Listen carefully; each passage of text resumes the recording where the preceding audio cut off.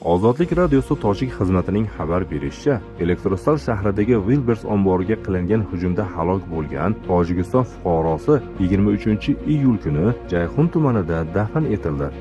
Wilbers omboriga qilingan dron hujumi oqibatida 50 dan ortiq kishi jarohat oldi.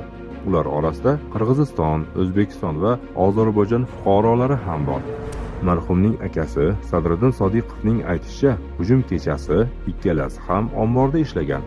Uning so'zlariga ko'ra, Navruz og'ir jarohat olgan va kasalxonaga olib ketilgan, ammo uni qutqarib bo'lmagan. 22-iyul kechasi Ukraina dronlari Rossiyaning Krasnodar va Stavropol o'lkalaridagi Wilbers omborlariga ham hujum qildi. 10 kishi jarohat oldi, 1 kishi kasalxonada vafot etdi. Shubhasiz, Ukrainadagi urush Rossiyaga juda katta zarar yetkazmoqda va uning kuchli tomonlaridan ko'ra zaif tomonlarini ochib bermoqda. Rossiya dron urushda texnologik jihatdan rivojlangan G'arb tomonidan faol qo'llab-quvvatlanayotgan Ukrainaga yutqazmoqda. Markaziy Osiyo mamlakatlari fuqarolari o'zlariga yod bo'lgan urush frontlarida halok bo'lishmoqda. Endi esa mehnat muhojirlari urushga aloqador bo'lmasa ham Rossiya hududida halok bo'lmoqda.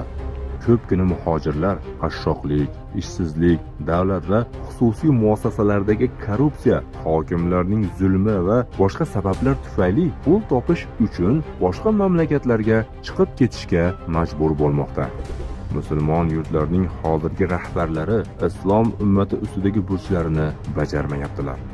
Bu zolim rahbarlar va ularning sulolasi musulmonlarning boyliklarini talon-taroj qilish hisobiga boyib bormoqdalar. Bu muammo asosan mafkuraviy bo'lib, xalifalik davlatigina bu muammoni hal qilishga qodir. Islom mukammal davlat tuzumi sifatida o'z fuqarolarini oziq-ovqat, kiyim-kechak, uy-joy, ta'lim va bepul tibbiy xizmat bilan ta'minlaydi va shu bilan musulmonlarni hijrat qilishga majbur qiladigan hech qanday sabab qoldirmaydi.